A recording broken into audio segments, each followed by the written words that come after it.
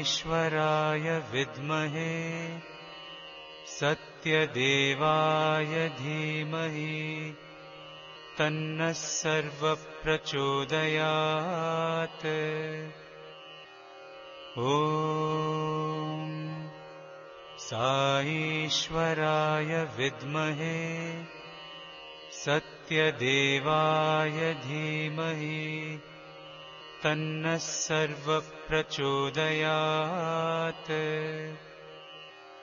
ॐ ईश्वराय विद्महे सत्यदेवाय धीमहि तन्नः सर्वप्रचोदयात्।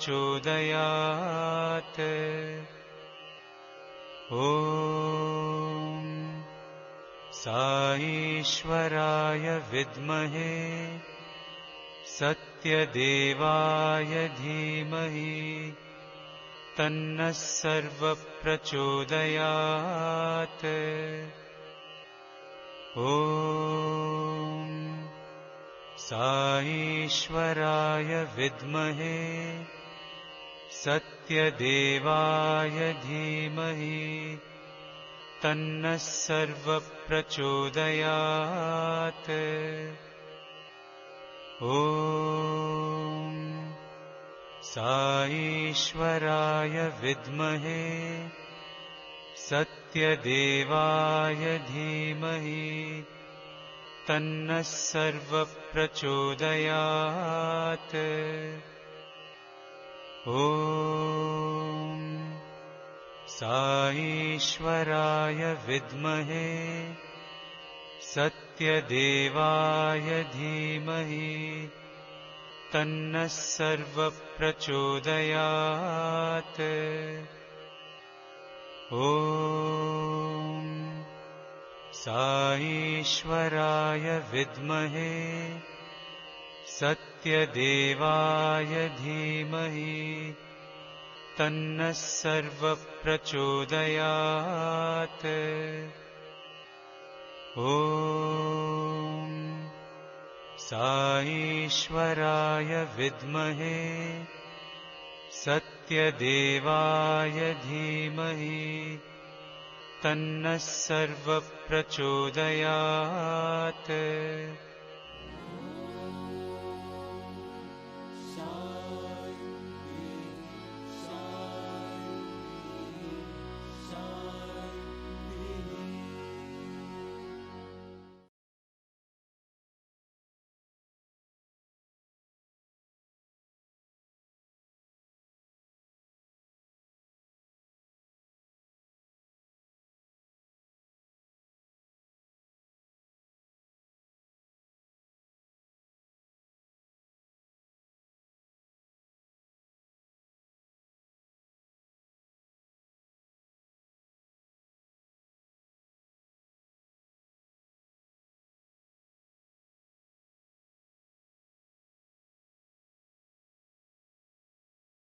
Sri Sathya Sai Satcharitra, The Sacred Life Story of Bhagawan Sri Sathya Sai Baba by J.V. Shastri, Day 3, Saturday.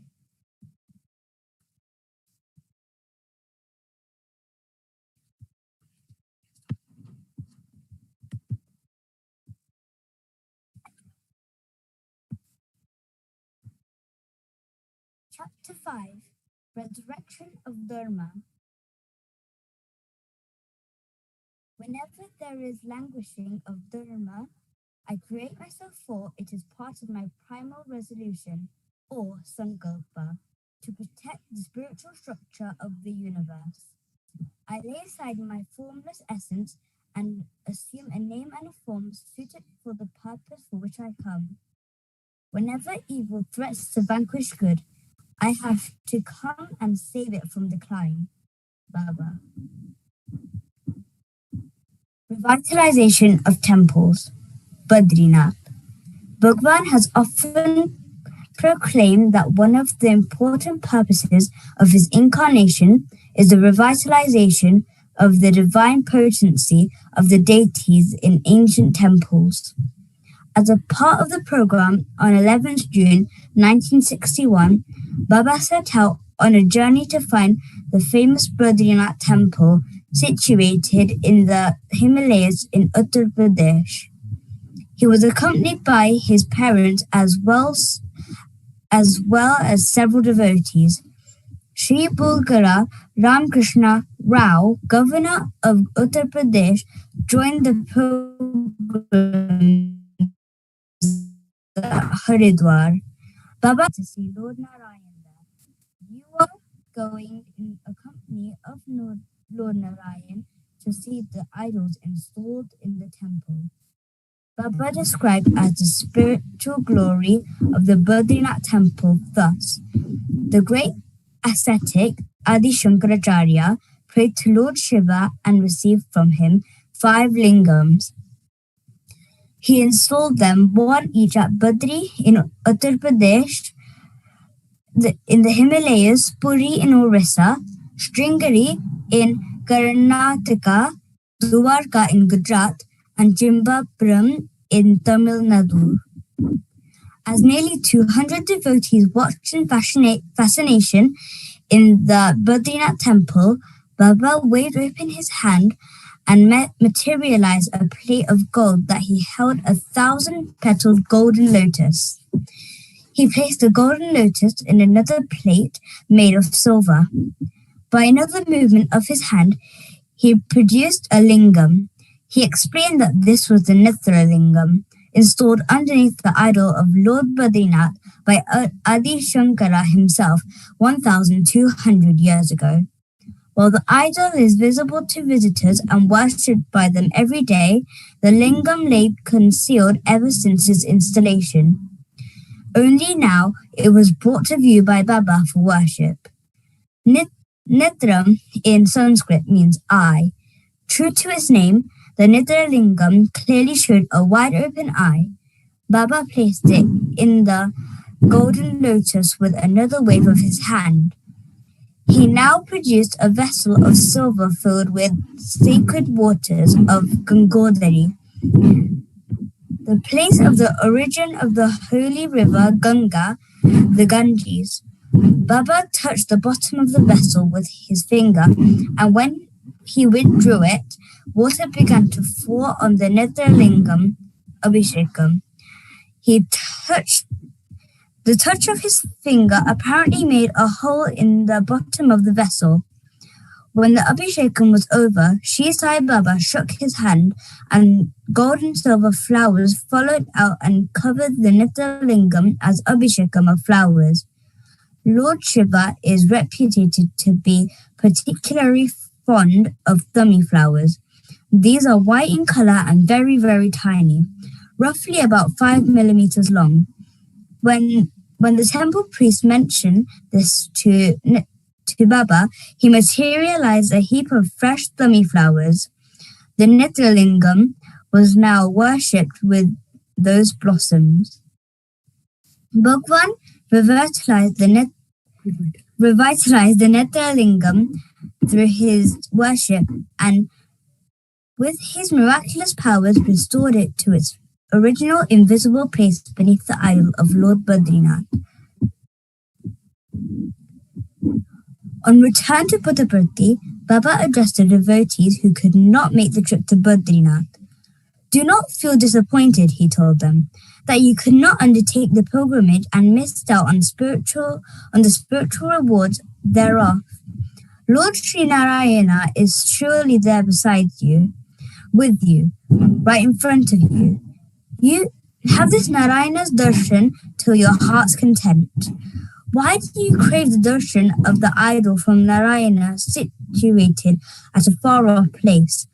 Worship is a living form of Narayana, who is right before your eyes at this very place. With devotion and dedication, and attain spiritual bliss. Varanasi. There is another ancient place of worship which received similar grace and reinfusion of spiritual efficacy at the divine hands of Bhagawan. This time was a trip to Varanasi on 2nd April 1961. Swami's parents and Sri Bulgala Ramakrishna Rao, then governor of Uttar Pradesh, and others accompanied him. On nearing the lingam of Lord Vishweshwara, the master of the universe, Baba produced Kailasha Vibhuti in his unusual way and applied it to the lingam's face in 3 broad bands. It also materialized sandalwood paste and used it to decorate the lingam with a broad circular dot in the center of the Vibhuti bands. Then he created a golden ornament resplendent with 3 circles of glittering diamonds, rubies, and emeralds. He placed it in the midst of the dot of the sandalwood paste. In a wink of an eye, the paste remained stuck there firmly. Lord Vishwanatha, the Lord of Varanasi, looked all the more glorious. Somnath. On the invention of the Rajmata Maharani of Jamnagar, Baba visited Somnath temple in Gujarat. Somna means Saumaie, Lord Shiva, together with his consort Uma, also known as Parvati. It is well known in history that King Muhammad of Ghazni invaded India several times. He ransacked this rich temple time and again and carried away lots of huge hoards of jewelry of gold and diamonds. On the last raid, he uprooted the majestic Shiva Lingam and rooted the quantities of precious stones embedded underneath the deity. In place of the original lingam, thus desecrated, the temple priest installed a new stone lingam and ever since carried on the prescribed sacred services to the newly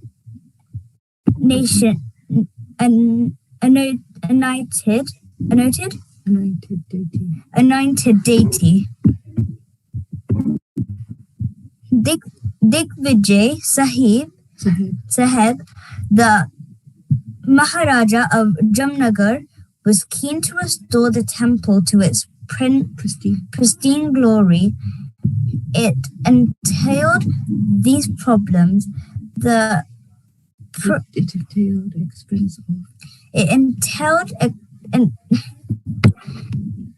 It entailed expense of enormous labor as well as resources. Despite these problems, he persisted with his mission and finally crowned the beauty of the temple by erecting a mighty tower named Digvijaya Gopuram Temple Tower. It was inaugurated by Bhagawan Sai Baba entering the sanctorium of the temple. He materialized golden bilva leaves. Bilva leaves are considered to be particularly dear to Lord Shiva, and showed them on the 4 feet high lingam as Abhishekam. He announced that at the base of the lingam that is visible, there was an invisible Jyotirlingam, infusion lingam. By this divine will, he brought out the lingam to his hand and showed it to the gathering. It was shimmering like lightning. After revitalizing it with his divine touch, he did not return it to his earlier visible abode as he had done it to Badrinath. Instead, he declared, from now on, this temple shall ever remain free from any attack. No despoiler from any quarter shall lay his evil hand on this temple.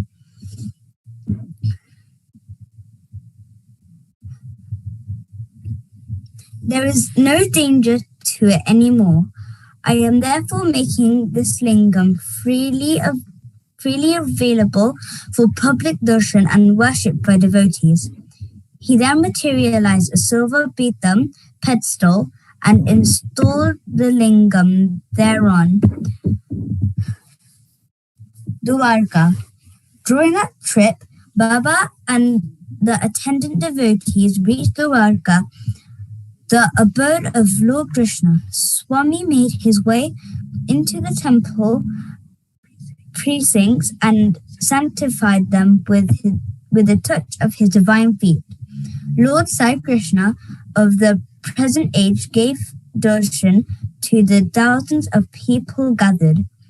He then proceeded to the seashore, followed by devotees, asking them to sit around him on the sands.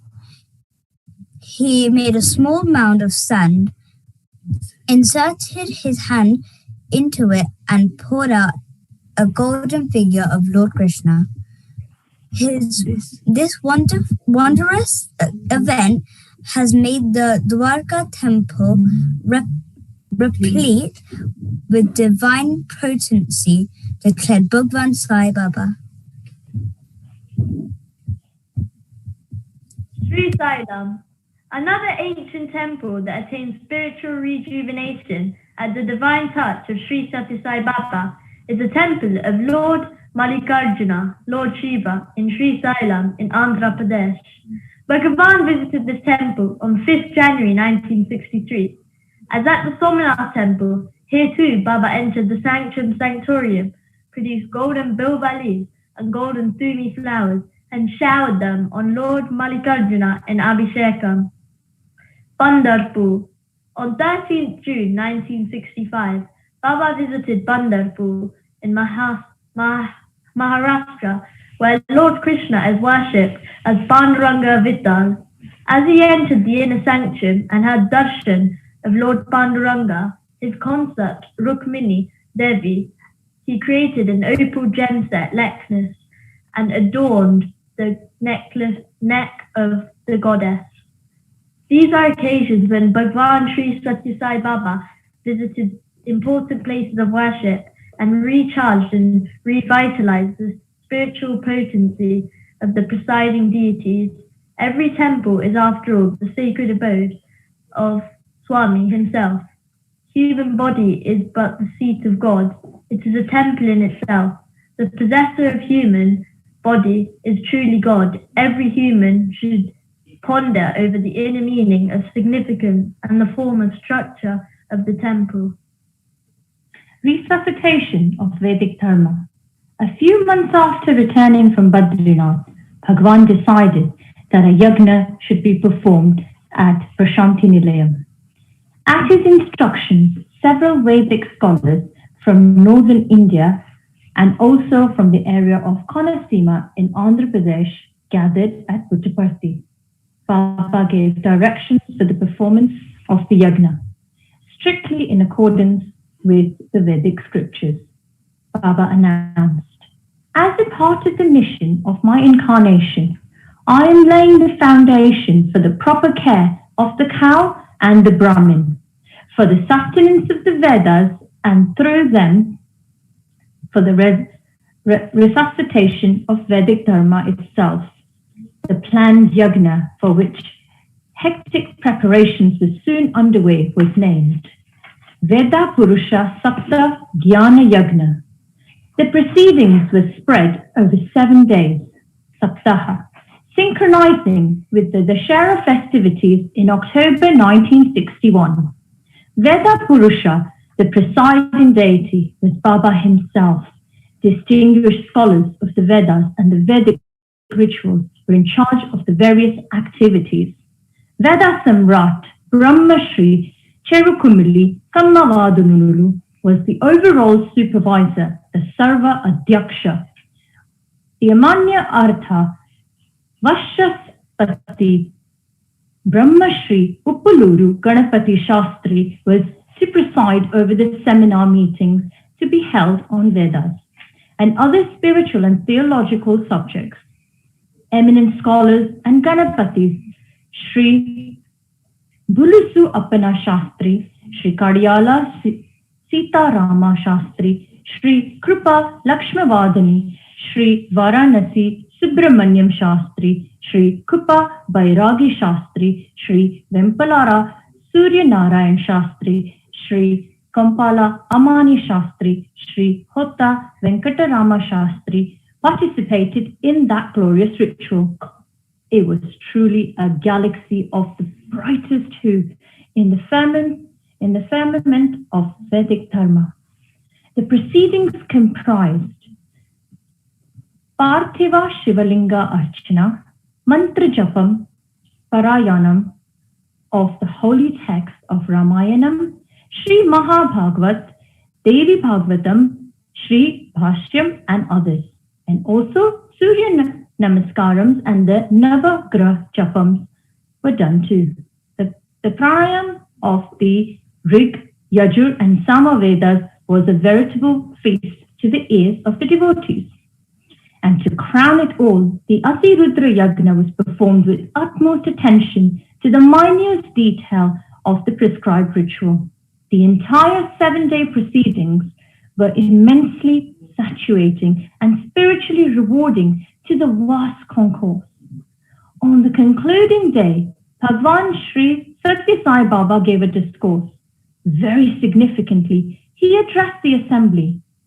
Atma Swarupalara, O embodiments of the self, he went on. The purpose of my incarnation is to establish dharma and thereby secure peace and equanimity and happiness to all people in every land. My sankalp knows no going back. Nobody can resist the onward march of my mission. It is bound to triumph. This is certain, absolutely certain. In my earlier incarnation, I had made it clear that any and every yagna performed for fulfilling narrow personal desires doesn't result in true well-being. Only jnana yagna, which aims at promotion of universal well-being, is the best yagna. Yagna stands for sacrifice, tyaga. Tyaga can only be selflessness. The Vedas prescribe that yagna should be performed with a view to obtaining grace of the gods. Materials like ghee and other edibles are to be offered as the Vedas lay down to gods through Agni, the god of fire. Agni passes them on to God they are intended for. Small-minded persons may well doubt this. Is it true? Can such a thing be possible? We go to the local post office and send money to specified individuals. The money is indeed reaching them, be they residents near or far away. Then why doubt the Vedic assertion? The gods are pleased and satisfied and give us timely rain. Crops flourish and give us food. Food gives life and sustains it. Thus, yagna is at the very root of universal well-being. Yagna originates in Karma. Karma takes its birth from Brahman. Brahman is in the form of Akshara Parusha. Pranavam is the very form of the Akshara, and Pranavam is at the root of the Vedas. That is why it had been laid down that a yagna which is performed and directed in my name and my form is the most suitable one for humans. Those who have partaken of the fruit, prasadam, of this yagna will be ever content and happy in their worldly life, and when they depart this world, attain merger with the supreme divine principle. There is absolutely no doubt about it.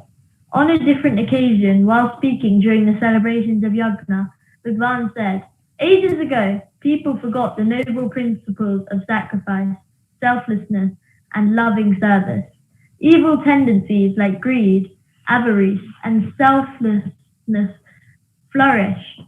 The Vedas assumed the form of the black deer and ran away into the dense reaches of a forest. The great rishis and Vedic scholars went in search of it, but all their efforts failed. They could retrieve only its skin.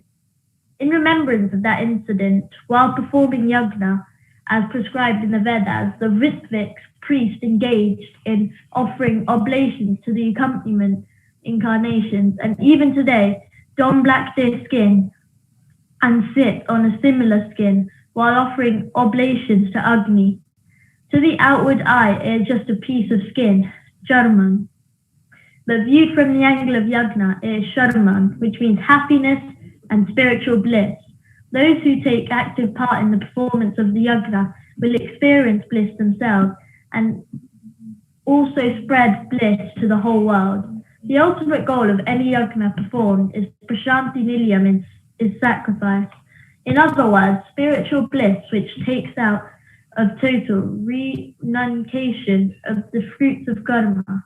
Such yagna is not meant to benefit merely any single individual or country. Its purpose is to bring out universal well-being. At the conclusion of every yagna, after the final rite of valedictory offering, i.e. purma ahurti, offering to Agni, whatever materials remain out of what had been initially collected for the yagna, Swami personally sprinkled the holy waters of the ritual onto thousands of people present at the venue, thereby bestowing on them spiritual absolution. Who else knows the right Muhuratam? Apart from renowned Vedic scholars and experts in Vedic rituals, those proficient in chanting Vedic mantras with proper intonation and accuracy were in charge of the Jnana Yagna. Bhagawan Sathya Sai Baba fixed the Muhuratam, auspicious moment for commencement of the holy program, as 9:30 a.m. on 1st October 1961. The scholars made their own calculations with reference to the planetary positions and astronomy, and decided that 7:30 a.m. would be the most appropriate time for entering the Yagashala, venue for the Yagna, and commencing the proceedings. When they placed their opinion before Swami, he said, "I think 9:30 a.m. would be the most auspicious moment. Give it a little more thought." Among the scholars entrusted with the task were Sri Varanasi Subramanyam Shastri, Sri Cherkum Mili Gamavandi, and Sri Gupa Bairagi Shastri, who are the only ones aware of the Sai spirituality. Whatever that might be, the scholars informed Swami again that 7:30 a.m. would be the most appropriate time. Swami agreed. Did they notice a twinkle in his eye and a smile on his lips? On the appointed day, the Ritviks and Vedic savants had their ritual bath in the river Chitravati and completed their Sandhya Vandanam, morning prayers to the sun god, by 6:30 a.m. Clad in the silk clothes presented by Swami and holding silver vessels filled with holy water, they started for the Yagashala exactly at 7 a.m., as so to reach the Yagashala at 7:30 a.m. sharp. Suddenly, the skies opened up. There was torrential rain accompanied by thunder and lightning. The downpour continued without respite till 9 a.m. The river Chitravati was in flood, and the group of priests got stuck up there. Although the Muhuratam set by them had been washed away by rains and flood, they were happy to acknowledge Swami's all-knowing wisdom. The skies were clear and everything had become normal by 9 a.m.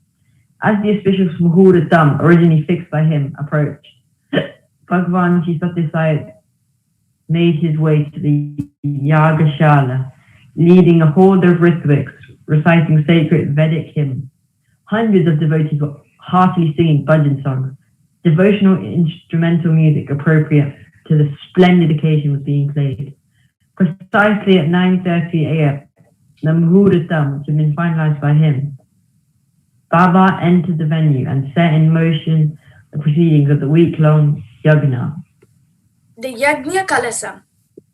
A day or two before the yagna was to commence, Swami summoned Brahma Shri Shivarama Bairagi Shastri, who was to head the team of Ritviks. He told him the yagna should be performed with strict adherence to the prescribed tenets. As regards material, nothing should be wanting. Well before the yagna is to commence, carefully prepare a complete list of items required and give it to me. I will see that everything is provided. Sri Shastri made out a long list in consultation with his fellow Ritviks. Whatever was listed was procured and placed at their disposal. Nevertheless, just about 5 minutes before Swami was scheduled to leave for the Yagashala, Sri Bairagi Shastri suddenly recollected that the most important item, the Yagna Kalasam, the principal vessel which occupies pride of place in the proceedings, had been inadvertently omitted from his list of materials. But who would bring this serious mistake to Swami's notice at this late juncture, and how to tell Swami? He was in unbearable torment. There was no time to lose. He collected all courage, decided to take all responsibility on his own unfortunate shoulders, and informed Swami. He prayed to Swami to pardon him for his unpardonable lapse. Swami was his usual merciful self. With soft words of reassurance, he gently said, I had asked you to prepare the list carefully, well before the yagna. You have only 5 minutes now? He went into his room and within 3 minutes emerged with a silver kalasam in his hand. It displayed exquisite craftsmanship worthy of the great occasion and was adorned with images of several deities. Swami told the astonished Shastri, during my incarnation as Shirdi Sai, I kept it in the palace of the Chincholi rulers. It was lying there in a room full of old and discarded pieces. I have just gone there, searched for it, and brought it here, which has taken all this time. Now that this is conforming to the specifications laid down in scriptures, go ahead and commence the proceedings on time. Etched on the vessel were the initials Sa Ba in Hindi, indicating that it had belonged to Sai Baba. Several years later, when he was giving a speech in the presence of Swami in the auditorium, Shri Bairagi Shastri recounted this engrossing incident in detail. Ayudha Puja. Traditionally, on the Vijay Dasami day during the Dashera celebrations, weapons of war are worshipped. It is called Ayudha Puja, Ayudha meaning weapon. Baba says the 6 evil tendencies which envelop man's nature and act as hindrances to his spiritual progress are Kama, desire, Krodha, anger, Lobha, avarice or miserliness, Moha, infatuation, Mada, pride or arrogance, and Matsarya, jealousy, should also be likewise worshipped. But here there is a subtle difference. Their worship consists of turning them towards God, so that instead of obstructing the aspirant's progress, they would actually help it. Thus, the very tendencies which are ordinarily considered to be evil are metamorphosized into good. How can it be possible? Let us hear what Baba has says. Kama is intense compulsive desire, directed towards God. It then changes into a craving to have darshan of the Lord, to win his favor, to obtain his grace. Kama takes the shape of eagerness to reach God. Krodha means anger. Turn it towards God and ask angrily, why has he not come to me? How long should I keep waiting? What fault have I committed? Why does he not bestow his grace on me? Hold it all against him and persist with your impatience. Your anger is transformed into determination, a positive and beneficial trait in your life. Lobha means miserliness. When you turn it towards God, you begin to feel intense possessiveness. You feel, he belongs to me and to me only. He is my Lord and I belong to none else. Your mind cries out. It intensely desires to get hold of God, to possess him totally and exclusively. Lobha transmutes itself into intense craving for God and helps one to hold on to him with single-minded possessiveness. Moha means infatuation, loss of one's sense of discrimination when it is directed towards God. One feels that one cannot live without God. Life in this world holds no charm, has no meaning any longer without the company of God. Then the mind refuses to hear reason, cares for no one, it turns crazy in its longing for God. Moha transformed into blind and compulsive devotion to God. Mada means pride coupled with arrogance. When you turn it towards God, you feel, I have the support and grace of God. I have great clout. None can dare to cross my path. I fear nothing. How can God desert me? Such thinking changes mada into faith and trust in God. Matsarya means jealousy. When it is directed towards God, you will feel, my God, my own Lord is being enticed away by somebody. He is distancing me. Such thoughts make you agitated, and you find that your Matsarya is soon transformed into overpowering desire for closeness with God. Lions in a circus dutifully obey the ringmaster. Similarly, if man's 6 evil tendencies are subordinated to their master, they lose their natural wildness and become subdued. This is the true meaning and significance of Ayudha Puja. Some of the devotees brought pearls, corals, and gold to be offered as oblations in the Yagna Gundam, the ceremonial fire in which ritual offerings are made to Agni during the Yagna. Swami exhorted them, make offerings of your gunas in the Yagna Gundam. Those are the precious pearls and jewels you will do well to give up. When performing yagna, one should aim at achieving a higher goal of elevating one's soul. That really is the glorious fruition of the arduous process of yagna. Om Shri Sathya Sai Parabrahmane Namaha. Shanti, Shanti, Shanti. End of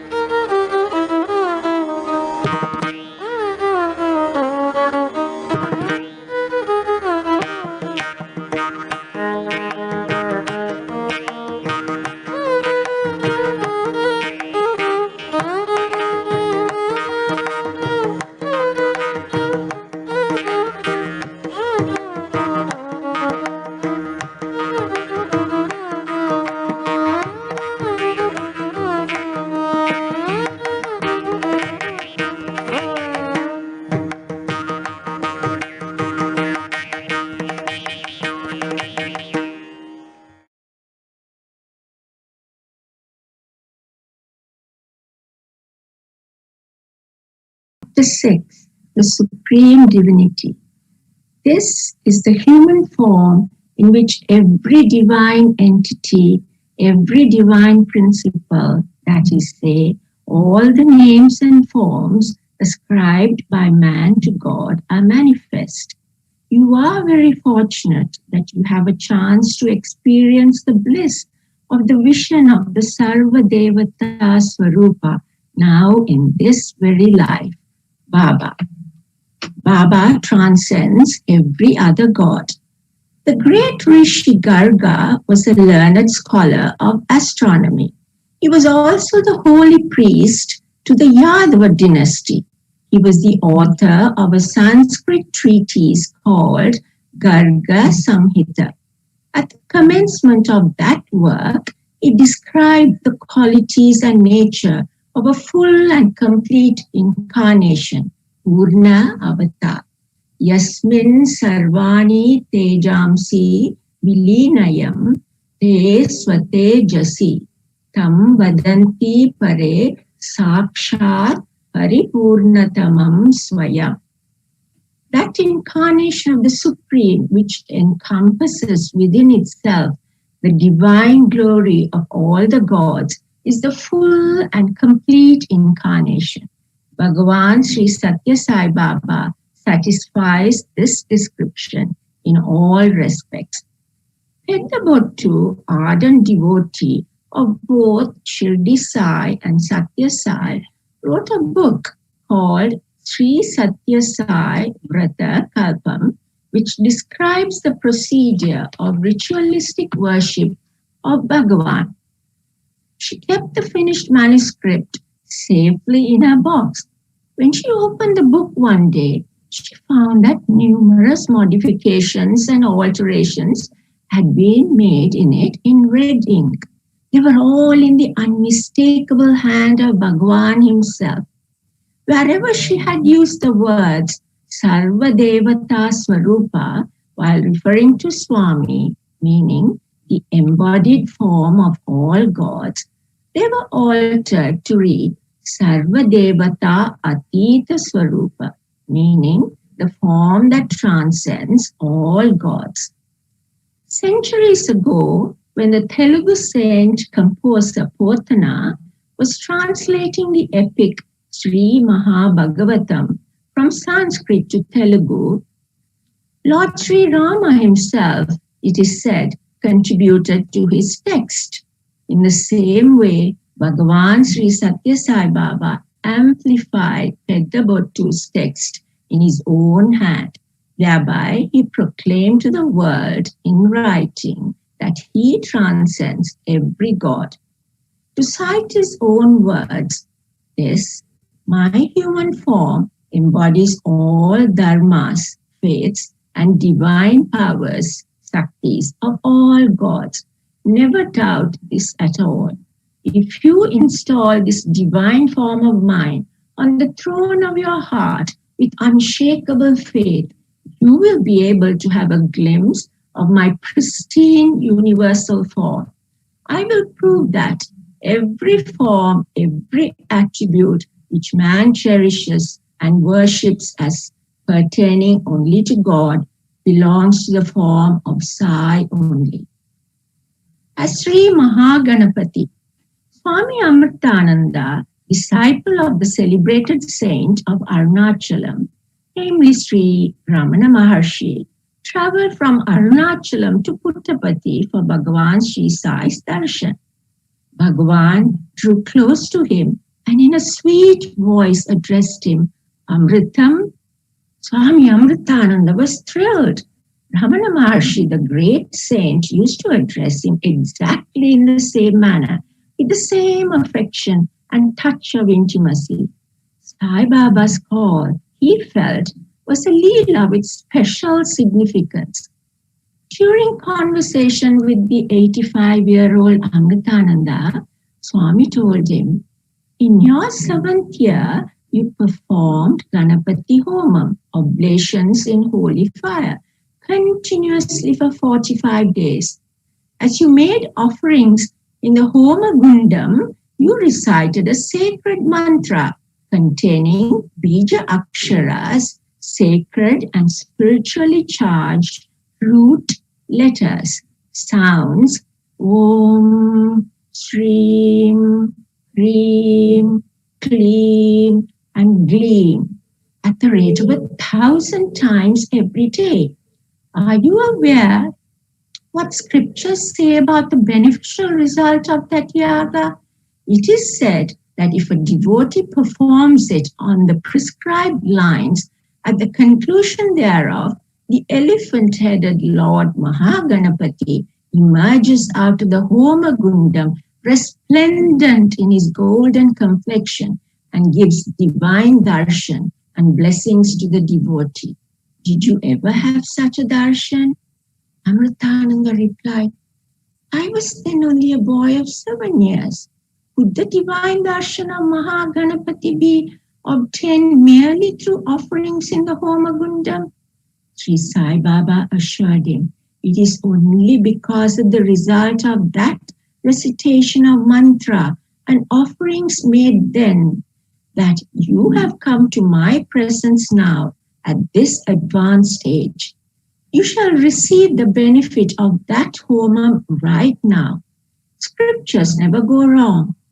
Amritananda was asked to look towards Swami, and as he did so, he saw in the face of Bhagawan Mahaganapati's glorious form with marvelous complexion as Sri Subramanya Swami.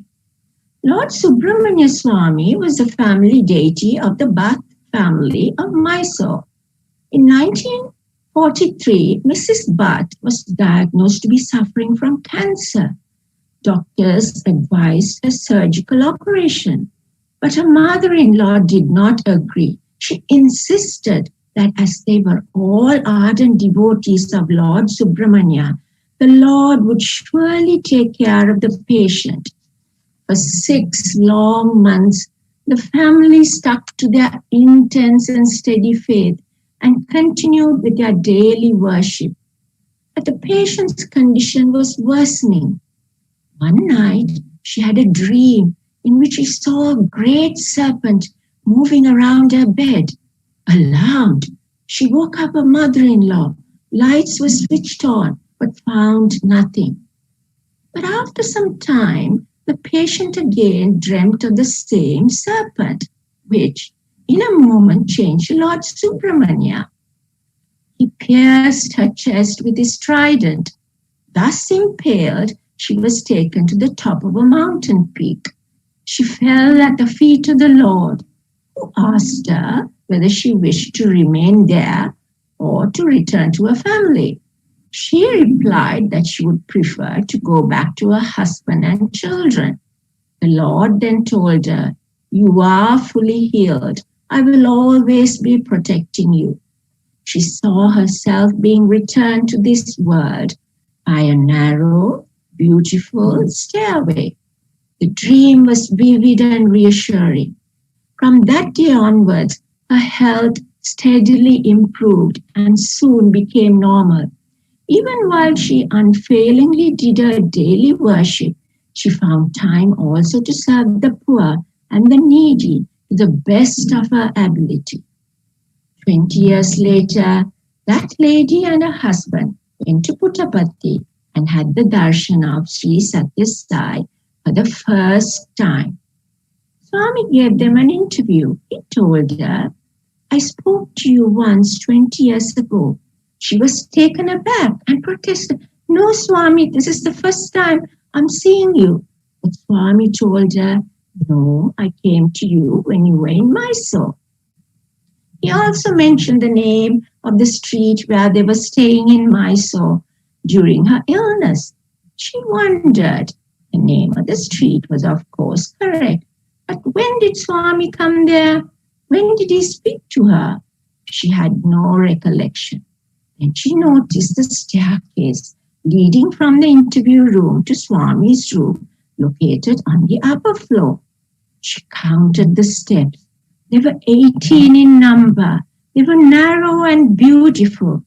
When did she see them before? She suddenly remembered to have seen them in her dream 2 decades ago. They were the same steps which Lord Subramanya had returned her down to this world. In a moment, before she could recover from her wonderment, Swami waved his hand and materialized a beautiful figure of Lord Subramanya Swami, adorned with ornaments of serpents and seated on a chariot. He placed that image in her grateful hands. She realized that the ever-merciful Sai Baba was the same as Lord Subramanya Swami, who was worshipped at their home every day. She washed Baba's lotus feet with her copious tears of exquisite happiness. Lord Subramanya Swami stands today by the side of his elder brother, Mahaganapati, in Prashanti Nilayam. His idol was installed there by Bhagawan Sri Sathya Sai Baba on 21st September 1997. As Lord Paramashiva, Rama Raju, the then municipal chairman of Bellary district, came to Uravakunda to meet Satyam. In those days, Satyam was also called Raju. Rama Raju told Shishama Raju, "We would like to have your Raju with us in Bellary during the next school vacation. You think your brother is just an ordinary boy. You are wrong. My heart is moved by his purity and the glow in his face. I can see a divine effulgence in him. Please bring him along and stay with us for some days." Those were the days when Shishama Raju was somewhat worried about his brother's unusual behavior. He felt that a change of place might help to improve Satyam's mental health. He accepted Rama Raju's invitation and went to Bellary. One day, he organized a trip to Hampi, capital of the Vijayanagar Empire of the yesteryears, to see the famous temple of Lord Virupaksha Shiva. All of them went into the temple, but Satyam stayed out, pleading some discomfort in his stomach, while the others entered it. When the temple priest was offering arati to the presiding deity, the devotees saw the image of Satyam in the sanctorum, in the place of the deity Lord Virupaksha. Shishama Raju was angry. He thought, Satyam said he would not enter the temple, but he has somehow sneaked in and taken the place of the Lord. This is blasphemous. He went out in anger, only to see Satyam standing there under a tree. Shishama Raju was puzzled. While he stood outside keeping an eye on Satyam, he deputed another person to go inside and verify things there. He was surprised when he was told that Satyam was seen very much within the temple, even as he stood under the tree outside. As the saying goes, Antar Bahishya Tat Sarvam Vyapa Narayana Stitha. Lord Narayana is all persuasive, present both inside and outside, everywhere at the same time. Everyone in the group realized that this Satya Narayana too was all pervasive, present everywhere at the same time, both inside and outside the temple. It is also noteworthy that by that time, Bhagawan had not yet proclaimed his avatarhood. The group came out of the temple in great exultation and looked at Satyam's face, but they noticed nothing unusual in that face, as if nothing extraordinary had happened. It is well known that Swami is the creator of Vibhuti. He is seen every day materializing large quantities of it and distributing it among devotees. During festivities of Shivaratri, marking Lord Shiva's manifestation in the form of lingam, Baba used to perform Abhishekam, ritual of pouring, usually water, on Shridi Baba's image, using instead of water, Vibhuti, emanating out of a empty silver vessel. The Vibhuti would never run out. A particular occasion deserves to be described. In the open ground, close to the Prasanti Mandir, in the center of a dais called Santi Vedika, a raised pedestal was set up. A 4 feet high silver idol of Shruti Sai was positioned on the pedestal. Sri Kasturi stood on one side of the idol and held an empty silver vessel upside down a little above the idol's head. On the other side stood Bhagawan Sri Sathya Sai and inserted his right hand into the mouth of the inverted vessel and began to rotate his hand inside the vessel in a churning motion. Vibhuti poured out in huge quantities at every turn of the divine hand. It fell over the idol like a deluge. After a little while, Sri Sai Baba removed his right hand, inserted his left hand, and brought forth a downpour of vibhuti. As he rotated his hand inside the vessel, he took turns, now with the right hand and then with the left one. The idol was soon covered fully with the vibhuti. Devotees went into raptures of joy and incessant clapping. Then Sri Sathya Sai wiped the head and face of Sridhi Sai with a piece of cloth. He materialized with a wave of his hand an emerald and placed it on the forehead of the idol. It stuck there. It was a breathtaking miracle. We have only to immerse ourselves in the glorious sight of such miracles, forget ourselves, and become one with the divinity that we are blessed to witness. On that Sivaratri day, devotees saw Shiva Lingam materializing in Baba's stomach and emerging out of his mouth. Sri Sathya Sai was giving his nectarine discourse, and devotees were in rapt attention. Suddenly, Baba stopped speaking and sat down. Devotees started singing bhajan songs loudly. Sri Sai was sweating. He was frequently sipping water from a glass tumbler placed on his table. Some movements were noticed near his stomach. He was twisting and turning as if in pain. Singing of bhajans continued with greater and greater enthusiasm. The Atma Lingam began to move upwards from his stomach, reached the throat, and suddenly emerged out of his mouth. Baba held the brilliant lingam in his open palms, held together, and held it up so that thousands of devotees assembled there could see it. As the large lingam emerged out of the mouth, the corners of his mouth were split and there were stains of blood. Bhagawan addressed the audience and explained the significance of the materialization of the lingam. You cannot comprehend the full nature of divinity, nor can you measure divine power, Sakti, and its glory. It is unreachable and unseen. This incident of the materialization of the lingam is a demonstration brought within the limited scope of your comprehension of that divinity, which is present right here in your midst. You are privileged to witness this marvelous spectacle because of divine grace and your good fortune. In February 1974, on the occasion of Shivaratri, Bhagawan materialized a lingam from his mouth and made a sensational pronouncement. Addressing the devotees, he said, "This is the Atma Lingam of 10 inches, Dashta Angulam, as described by sage Kapila Deva, the Vedas and the Upanishads.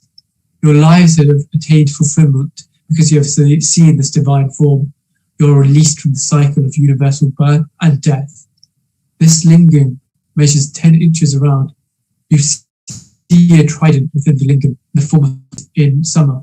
We're about to commence at Vrindavan. 800 devotees, boys and girls selected from various regions of the country assembled at Whitefield. Swami's mother, Ishwarama, obtained his permission to join the other women devotees at Vrindavan for the 30 days of training. She was given accommodation below that of Swami. The trainees woke up daily in the early hours.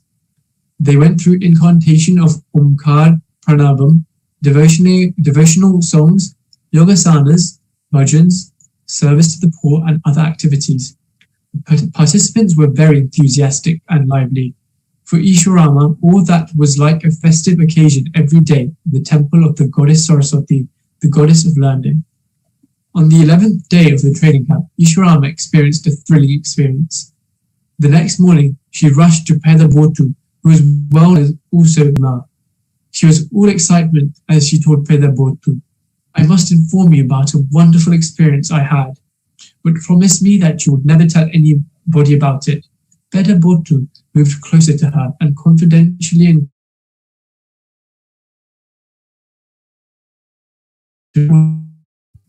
said, "Ishwarama, our Swami is truly God itself. I have no doubt whatsoever." Peda Botu burst out laughing. Ishwarama asked what was so funny about what she said.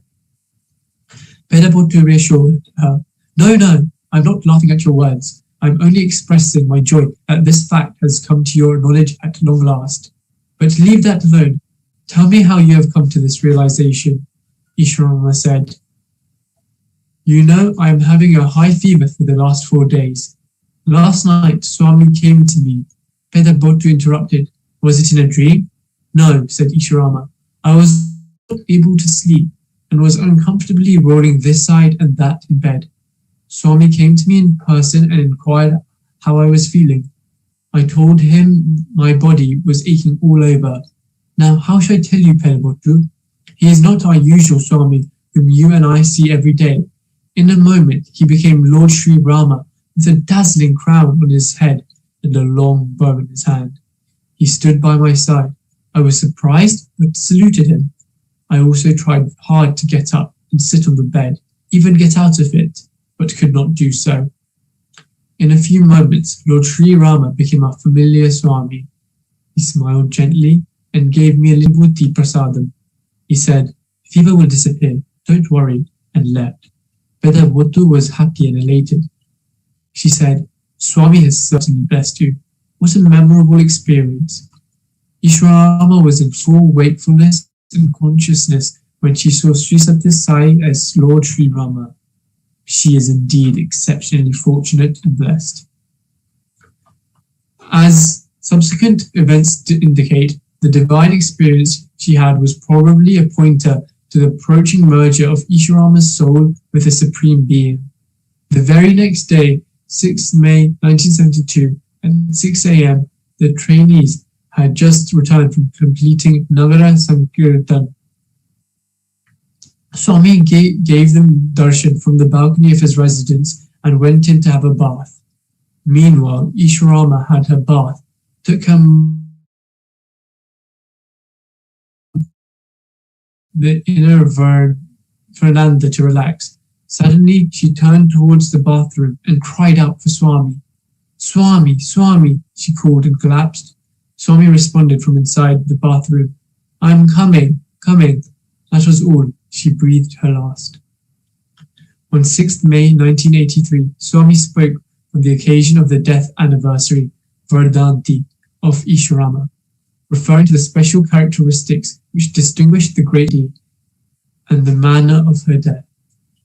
He said, "Usually at such moments, one's mind dwells on ornaments of gold or similar valuables. It is only to very few persons that Swami comes to mind at the final moment. From the floor down below, she cried out for me. 'Swami, Swami,' I responded, 'I am coming, coming,' and she left. The situation is just like Mahavishnu rushing to bless Gajendra in response to his desperate call for divine succor. As the two live wires met like a flash, in a moment one attains salvation. At the crucial moment, Ishwarama's daughter and granddaughter, Venkama and Sailaja, were by her side, but she desperately called out only for Swami. This is an ample proof of her piety and righteousness, the priceless reward for her great sadhana, practice of spiritual austerities. Here is an excellent example of emulation. As Sri Shyam Sundar, Swami Karunyananda spent several years with Ramana Maharishi in Arunachalam. For some years, he was also with Malayala Swami in Gogarbam near Tirupati. In 1927, he was ordained into sannyas, renunciation, by Shivananda Swami in Rishikesh. He practiced many spiritual austerities. Later, he established the Gautami Jiva Karunya Sangam in Rajamundri on the banks of the river Godavari in Andhra Pradesh, and did great service to the poor and the needy. As a result of his spiritual attainments and his services to humanity, he was rewarded with the good fortune of remaining in close proximity to Sri Sathya Sai. Once, Sri Sathya Sai Baba asked Karunyananda to come and sleep in his room. But being in the unfortunate, a Japanese scientist among them, Dr. Balakrishna invited him to his home. There, Dr. Haikava saw for the first time a colored photograph of Bhagawan Sri Sathya Sai Baba. He felt immediately drawn to it. In the temple-like house, this attractive photograph stood out in all its decorations. He thought that the picture might be of an honored ancestor of the family. During their conversation, Dr. Balakrishna described the divinity of Bhagawan Sri Sathya Sai Baba and told him that Bhagawan was God incarnate. It so happened that Swami was right there in Hyderabad at the time, and the two scientists went to have his darshan. Swami kindly invited both of them into the interview room. In the proximity of Swami, Professor Haikava experienced an intense awareness that he was in the presence of a divine personality.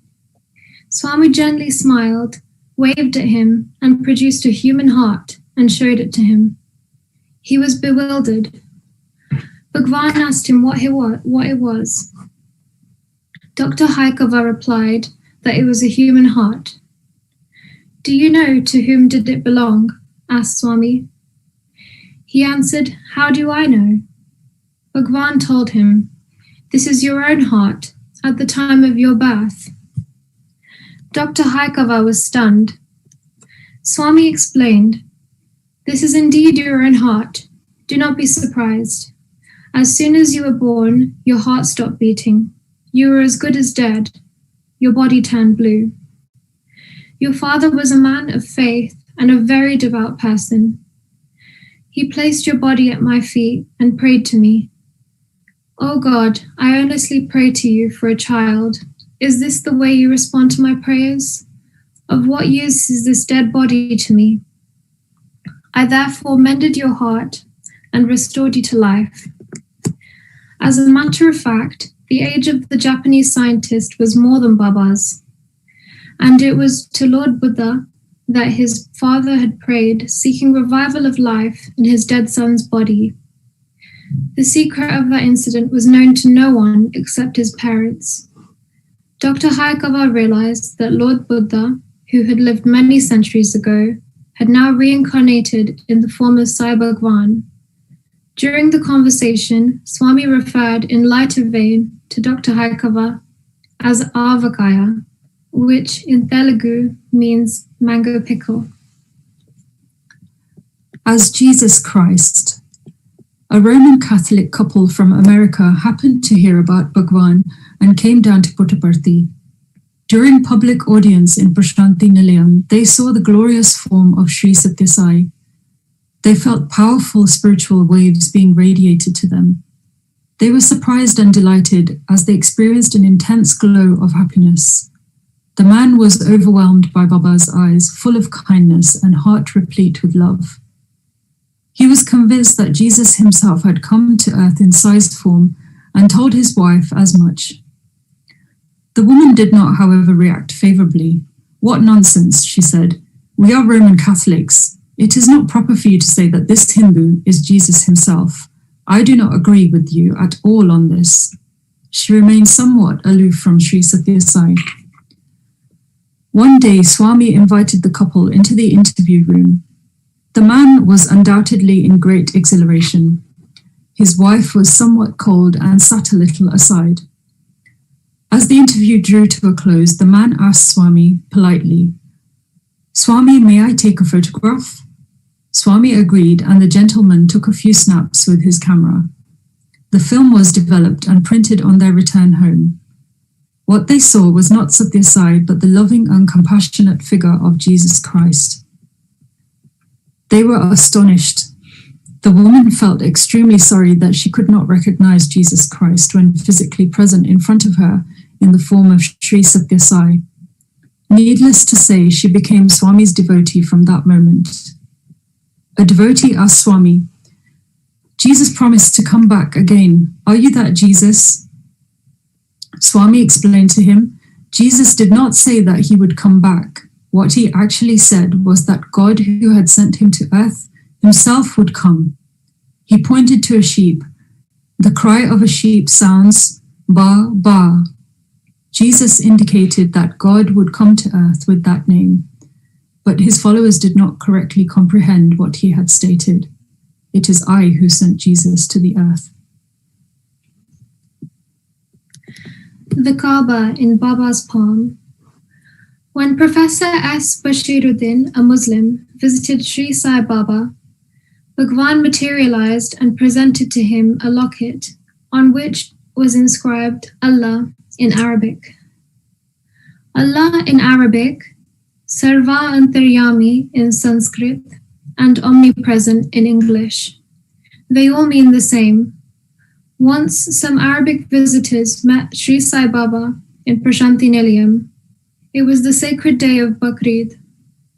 Swami invited them into the interview room.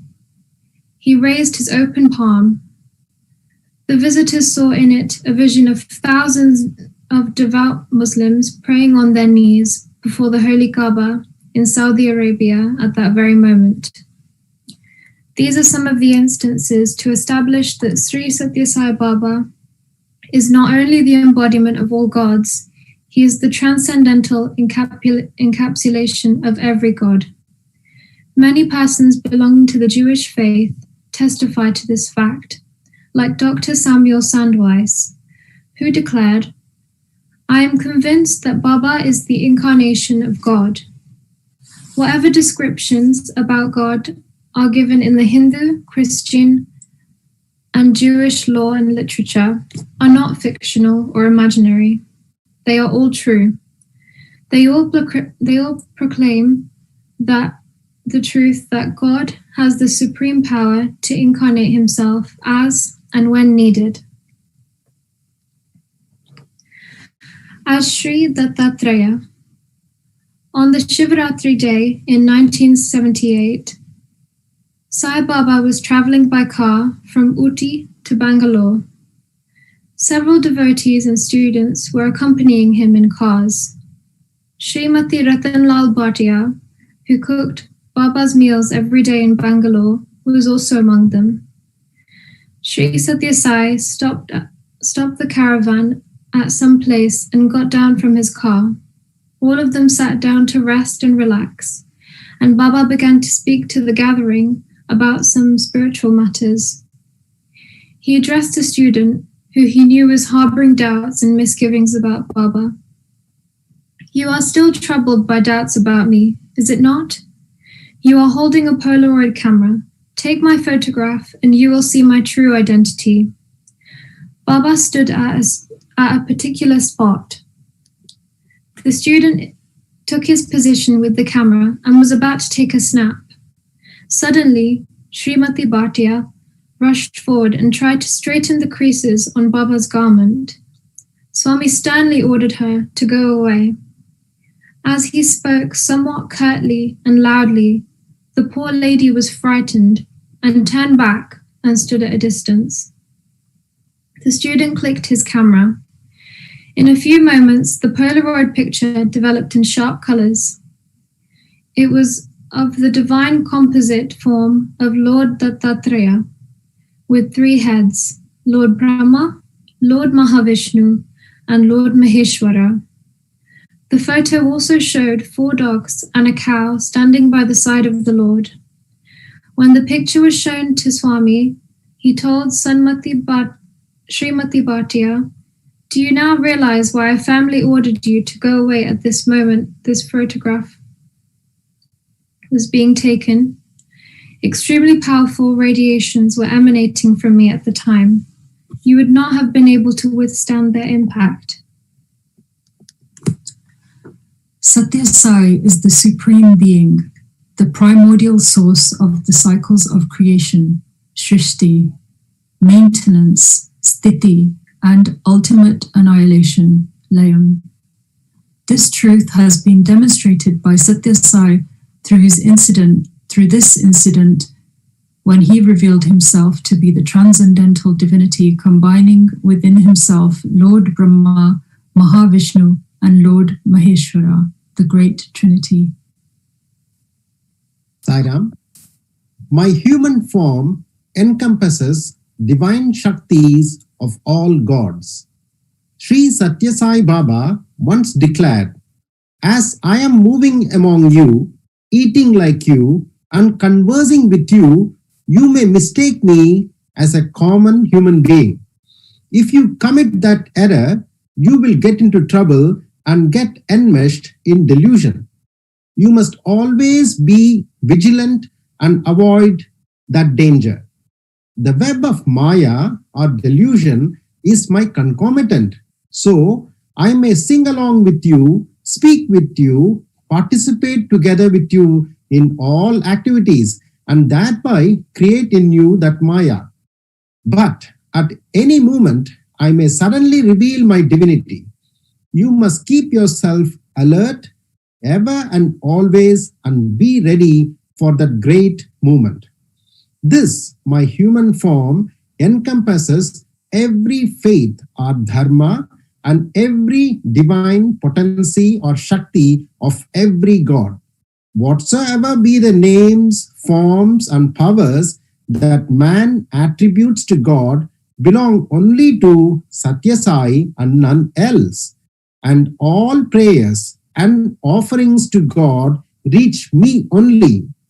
I can demonstrate it beyond doubt. That is why in all my discourses, I emphasize that Allah, Jesus, Jehovah, Rama, Krishna, Ishvara, and Sai are all names which pertain without any difference whatsoever only to me. When God comes down to earth in human form, it is very difficult to see the reality of God in the outward form. Man compares the earthly external appearance of the avatar with his own body and mistakenly concludes that the two are of the same level and type. To tell you the truth, even if the entire humanity makes concerted effort for 1,000 years through the severest austerities, it cannot comprehend my true essentiality or Nija Tattva. If you win the grace of this divine power standing right before you, hearing a holy name, bearing a holy name and form, you will soon achieve supreme realization. You are exceptionally fortunate in having this rare opportunity. It is far more precious than what eminent sages, renunciates, yogis, and holy men had ever got. Forget not this fact. Swami pervades the universe. Laila and Homer Young were a couple living in California. Homer used to work in the establishment concerned with launching of satellites. In 1972, Laila joined a group led by Indra Devi of Mexico, an ardent devotee of Swami, and came to Puttaparthi to meet Sai Baba. Homer desired that Puttaparthi should be photographed from space right at the time his wife was in Baba's presence. Several photographs were taken by a satellite from 200 miles above the Earth. Because of the great distance, no clear details of habitations, hills, or buildings could be seen in the photographs, which showed only a number of patches and dots in black and white that made no sense. When Laila saw them on return from Puttaparthi, she felt very much disappointed. Being middle class people, she felt they should not have wasted $60 on these poor pictures. Several years went by. Some Sai devotees, on their way to Tikket to attend the wedding of Indra Devi's daughter, visited the Homer's home. He was then running a Sai book center. There were several photos of Sai in different poses in the center. As the visitors showed interest and liked some of them, Homer showed them the satellite pictures of Puttaparthi too.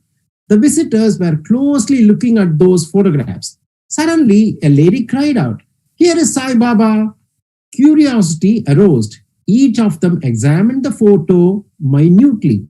Surprisingly, they could all discern the face in profile of Sri Sathya Sai, composed by the numerous patches and dots, which had earlier made no sense to Homer and Laila. The image was now crystal clear. The crown-like thick black hair on the head, the eyes, the shape of the nose, and wonder of wonders, even the birthmark on the cheek of the enchanting face of Swami could be clearly seen. Homer made his own calculations. He took into account longitude and latitude and found that the photograph covered a vast area 40 miles long and 20 miles wide. He realized with considerable astonishment that Swami's form filled so much area. From the data available, Homer concluded that Swami was looking at an extensive area surrounding Prashanti Nilayam. In 1978, Homer came to Puttaparthi to meet Bhagawan Sri Sathya Sai. He saw a great circular aura around Swami's head. He took several photographs and showed them to Swami. Bhagawan smiled sweetly and said, as Lord Sri Krishna told Arjuna, "These are trifles in my boundless divine magnificence, Ananta Mahimas." These photographs, taken on 29th November 1972, have been placed for exhibition in the planetarium in Prashanti Nilayam. Next, neti neti.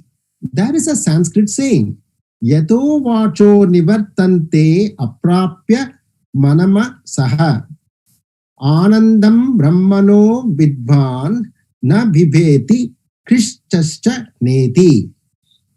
The universal absolute is beyond the comprehension of the five senses as well as mind. Only an ardent devotee can realize the incomprehensible, universal, supreme reality and achieve transcendental bliss. He is then above and beyond every kind of fear and enjoys the state of perpetual bliss. This highly spiritual concept was clarified by Bhagavan Baba with a simple and amusing anecdote drawn from Ramayana. Sita, Rama and Lakshmana reached the ashram of Rishi Bharadvaja. According to the prevalent practice, the rishis sat in one group and their wives and other women sat in another group. They did not sit in a mixed gathering as we do these days. On reaching there, Sita took her seat among the women and Rama and Lakshmana sat with the rishis. The two brothers, Rama and Lakshmana, were wearing clothes of renunciates or sannyasis. Due to that, and also because of the radiance, both the princes were looking as splendid as the rishis themselves. It was impossible to recognize and identify who was Rama and who was Lakshmana. But Sita had not changed much, and wives of the rishis could immediately recognize her. They drew close to her and affectionately engaged her in conversation in easy informality. Women by nature tend to be inquisitive and talkative. On the other side, rishis were busy with their metaphysical discourses. Here, women were busy with their whispered conversation. They asked Sita, "Dear Sita Devi, has your husband also come?" She replied, "Yes, I have come along with him. He is sitting there with the rishis." The woman then asked, "Of those two sitting there, who is your husband?" Would Sita stand up in that entire gathering and point out her husband? She was very modest and noble and also a dedicated wife, Pativrata. Unable to give an outright reply, she silently sat with her head bowed. But the ladies would not leave it there. They went on asking queries like, "Is he that person sitting a little behind or a little ahead? Or is he the person wearing beautiful robes? Is he that fair complexioned man?" They went on showing this person or that with one description or another. But Sita was very patient. Whenever a person other than her husband was pointed out, she shook her head to indicate no, no. She went on shaking her head in denial until when Rama's turn came, she became silent and modestly bowed her head. Her gesture itself signified her confirmation that the person pointed at was indeed Lord Sri Rama. In the same manner, the Vedas went on repeating neti, neti, neti, not this, not this, not this, while trying to describe the inner essentiality of the universal absolute, Parabrahma Tattva. when the Vedas were to finally describe that universal absolute, they became mute and wordless. That is why it was referred to as Mauna Vyakya Prakatita Parabrahma Tattva, the essentiality of the universal absolute, which can be described only by wordlessness, perfect silence. What a charming anecdote Bhagawan has chosen, and how beautiful was his exposition. In simple words and by sweet and enchanting anecdote, Baba unraveled the meaning of the Vedic words neti, neti. He also explained their spiritual significance. Ordinarily, these words are superficially and literally explained as not this, not this. But there is another and more subtle way of interpreting them. The Supreme Being is universally pervasive. It is boundless in magnitude and infinite are the variations it displays. It is immutable and it is indestructible. So, when the nature of that Parabrahma is considered, and in that context, neti is used, we should understand the word as not only this, not merely this, but there is a lot more to it. If we look for the deeper meaning of the word neti in this manner, its scope becomes vast and profound. The entire universe, comprising moving or chara and non-moving or achara entities, is suffused with that universal being, Parabrahma. It is omnipresent.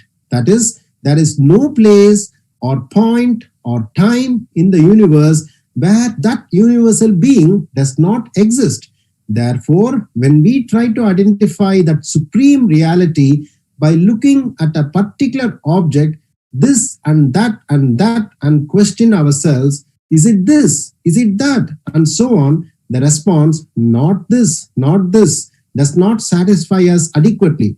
On the other hand, the answer, not merely this, fits more perfectly the universal reality we try to describe.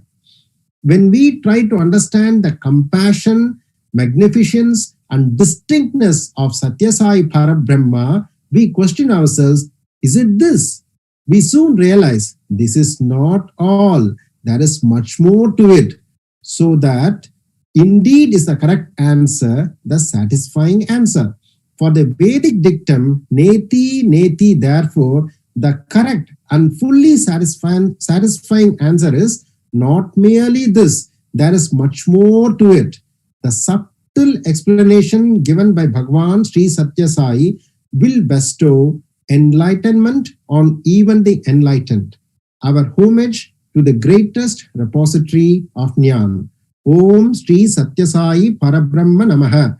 Shanti, Shanti, Shanti. End of chapter 6. Sayonara.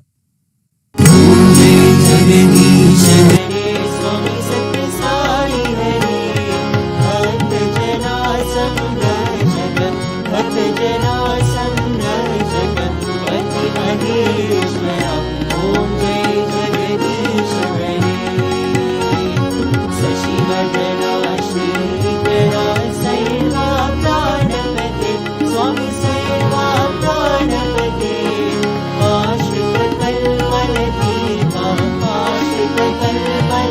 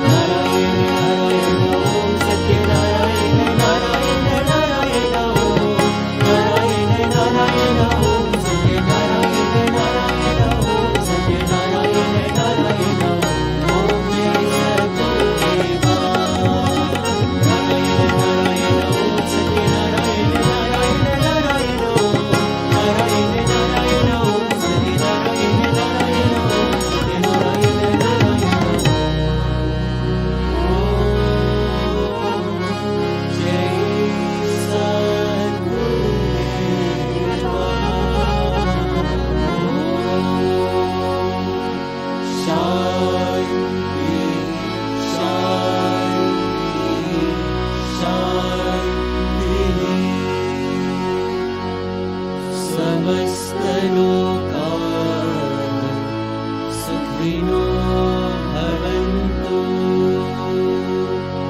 समस्तलोकाः सुखिनो भवन्तु समस्तलोकाः सुखिनो भवन्तु ॐ शान्ति शान्ति शान्ति। जय बोलो भगवान श्री सत्य साई बाबा जी की जय।